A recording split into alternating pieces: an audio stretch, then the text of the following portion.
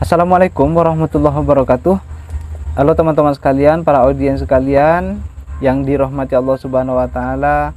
Alhamdulillah pada hari ini kita bisa bertemu kembali dalam keadaan sehat, baik-baik saja, tanpa ada halangan apapun, tanpa ada rintangan apapun. Dan insya Allah kita tetap dalam keadaan berpuasa. Dan kepada teman-teman sekalian, kawan-kawan sekalian, mohon maaf ya kalau semisal agak bising, rame karena ada suara ini, suara itu. Ya kebetulan di sekitar saya itu ada acara, ada sound system, kemudian di sebelah saya ini ada tempat anak kecil bermain dan tempat orang yang menjemur padi, kira-kira begitu. Baik teman-teman, kita masuk ke pembahasan. Ini adalah potongan ataupun lanjutan materi yang terakhir dari materi kemarin, lusa, kemarin, kemudian saat ini. Ini adalah bagian yang terakhir. Jadi di sini Bismillahirrahmanirrahim. Wa fil khabar idza waqa'a al-'abdu fin naz'i. Dikatakan di dalam khabar ataupun di dalam hadis nabawi bahwa ketika seorang hamba menjalani proses pencabutan nyawa, sudah sampai pada proses ruhnya dicabut dari jasadnya, maka nanti akan ada yunadi munadin min kibalir rahman. Nanti akan ada suara yang memanggil dari yang datangnya dari Allah Subhanahu wa taala, dan suara itu kira-kira akan berkata begini, da'hu hatta yastariha sa'atan. Jadi kata suara itu kepada malaikat maut, wahai malaikat maut, berhenti sejenak supaya hamba yang sedang menjalani proses naz'ur ruh ini bisa beristirahat terlebih dahulu. Jadi ada jeda-jedanya, ada fase-fasenya. Jadi tidak langsung ruh dicabut seketika. Kalau sampai dicabut seketika, ya mengerikan lah pokoknya teman-teman. Yang dicabut perlahan, dicabut sedikit demi sedikit saja itu sangat mengerikan, apalagi kalau sampai dicabut seketika. Oke, kita lanjut.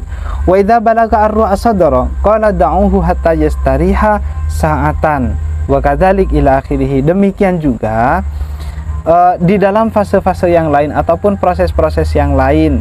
Jadi ketika sudah sampai pada titik tertentu, nanti malaikat maut disuruh berhenti dulu. Supaya apa? Supaya hamba yang sedang dicabut nyawanya, yang sedang dicabut ruhnya, bisa beristirahat terlebih dahulu. Ada jeda-jedanya. Jadi sampai ke ke lutut, sampai ke pusar, sampai ke dada, sampai ke tenggorokan. Nanti semuanya itu ada jedanya. Supaya apa? Supaya ya hamba bisa beristirahat sejenak. Kemudian wa idza balagha al-hulquma jaa nidaun da'hu hatta yudi'u al-a'dha'u ba'daha ba'dan. Ketika ruh sudah sampai di kerongkongan, sudah sampai di tenggorokan di sini lah kira-kira. Jadi akan ada suara lagi. Mungkin ini adalah suara yang terakhir, dan suara itu berkata, berhenti sejenak wahai malaikat maut, biarkan anggota tubuh si Zaid ini dengan anggota tubuh yang lainnya saling berpamitan. Jadi mata nanti akan berpamitan kepada mata, nanti tangan akan berpamitan kepada tangan yang lain. Demikian juga dengan anggota-anggota tubuh yang lainnya akan saling berpamitan dengan anggota tubuh yang lainnya. Kira-kira begitu. Sampai pada akhirnya watudi'u ar-ruhu an-nafsa.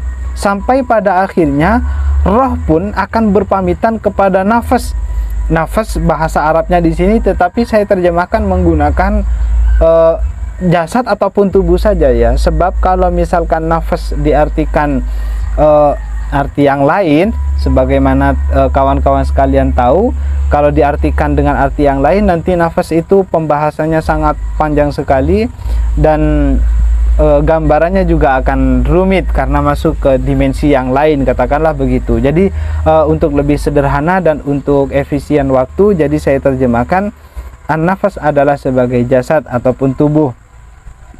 Jadi saya ulangi lagi bahwa ketika semua anggota tubuh sudah selesai saling berpamitan, maka ruh pun akan berpamitan kepada tubuh. Bagaimana contoh ataupun cara berpamitan anggota tubuh yang satu dengan yang lainnya, ataupun bagaimana cara berpamitan ruh kepada tubuh ini, yaitu adalah dengan assalamualaikum ila yaumil qiyamah. Katakanlah hidung ke mulut, wahai mulut, assalamualaikum ila yaumil qiyamah. Mulut, selamat berpisah sampai jumpa di hari kiamat nanti.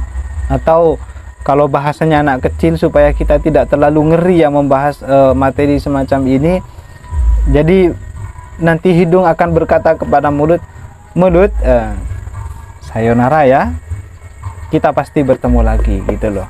Kalau digambarkan dalam dialog yang tidak mengerikan. Kalau yang mengerikan nanti saya juga ikut ngeri. Aslinya saya ngeri banget teman-teman, bahas materi semacam ini tuh ngeri sekali.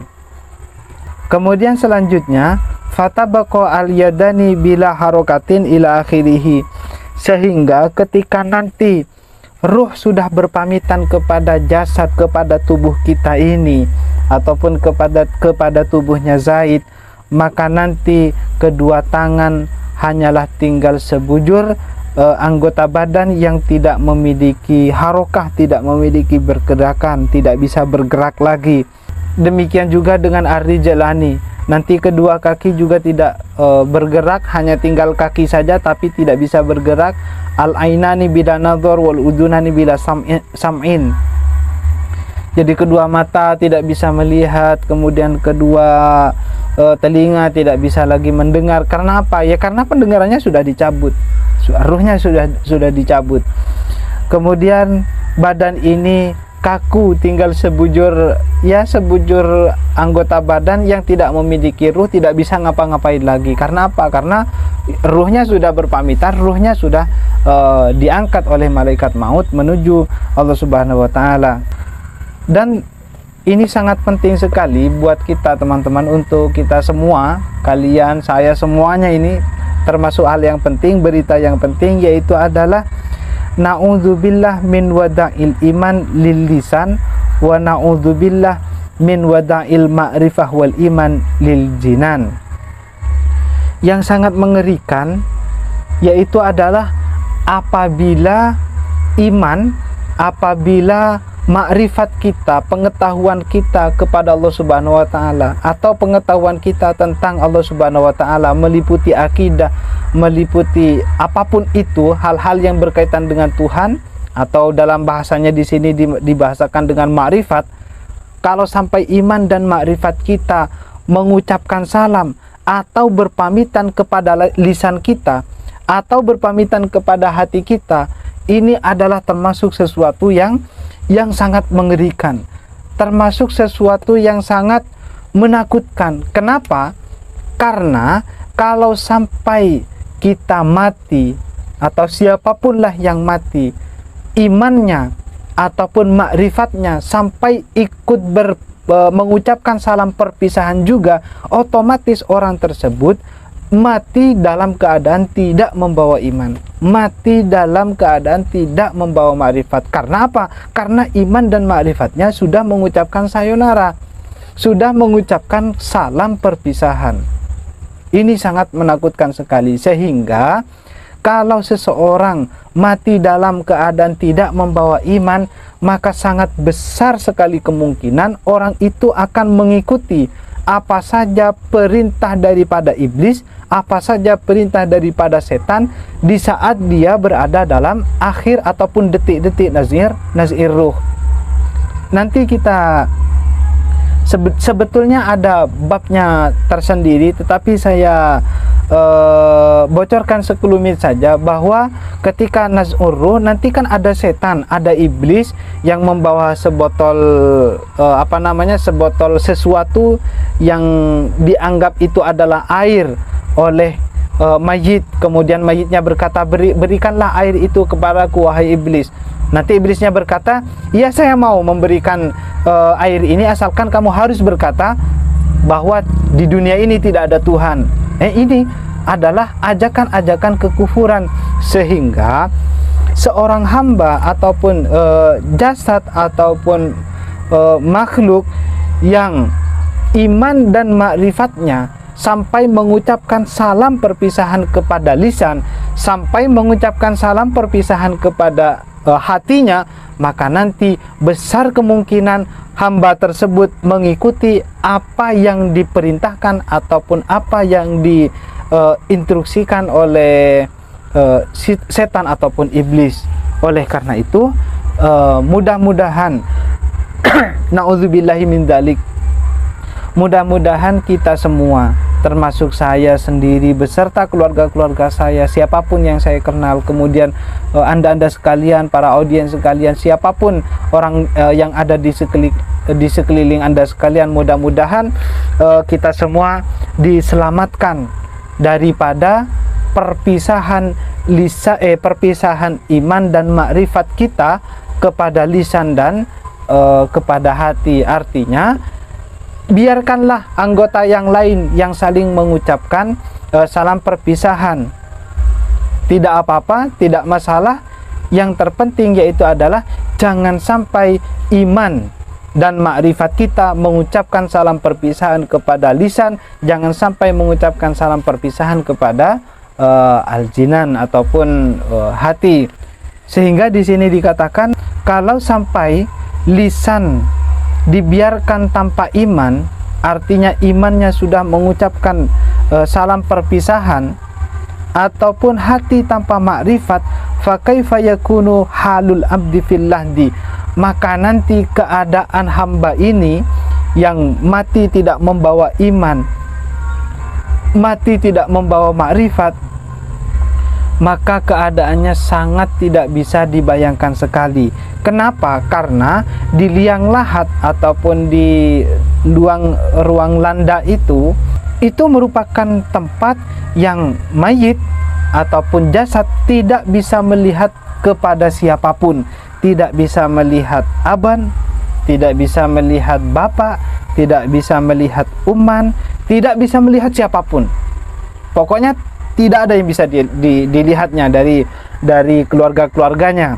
Satu-satunya yang bisa dilihat yaitu adalah rahmat Allah Subhanahu wa taala yang begitu agungnya. Bisa rahmat itu berupa cahaya, bisa rahmat itu bisa merupakan penghibur di alam kubur nanti. Dan rahmat itu akan muncul, akan datang kalau seorang hamba mati dalam keadaan membawa iman, mati dalam keadaan membawa ma'rifat billah, hatinya penuh dengan ma'rifat billah, kira-kira begitu. Dan suatu catatan juga bagi kita teman-teman, bahwa waqala al-imam Abu Hanifah, menurut Imam Abu Hanifah, mayoritas orang yang meninggal itu keimanannya nanti ditentukan ketika saat detik-detik pencabutan nyawa.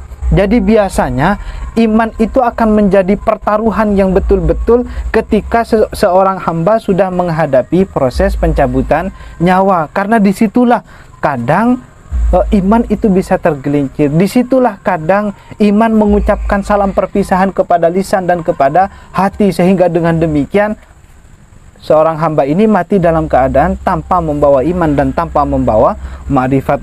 Oleh karena itu, menurut Imam Abi Hanifah, kebanyakan tergelincirnya iman, kebanyakan hilangnya iman, yaitu adalah di saat naz'ur ruh, ataupun di saat proses pencabutan nyawa.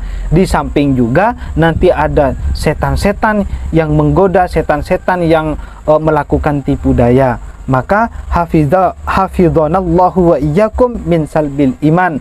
Maka mudah-mudahan, kata Imam Abi Hanifah, kita semua diselamatkan, dijaga oleh Allah Subhanahu wa taala. Saya pribadi, saya sekalian, dan anda sekalian juga dijaga imannya oleh Allah Subhanahu wa taala. Semoga iman itu tidak sampai tergelincir, semoga iman itu tetap ada sampai akhir hayat kita. Al-Babus Samin. Mungkin hanya itu yang bisa saya sampaikan untuk hari ini teman-teman sekalian. Atas kekurangannya, atas kesalahan dalam berucap, saya juga mohon maaf yang sebesar-besarnya. Akhiran, wassalamualaikum warahmatullahi wabarakatuh.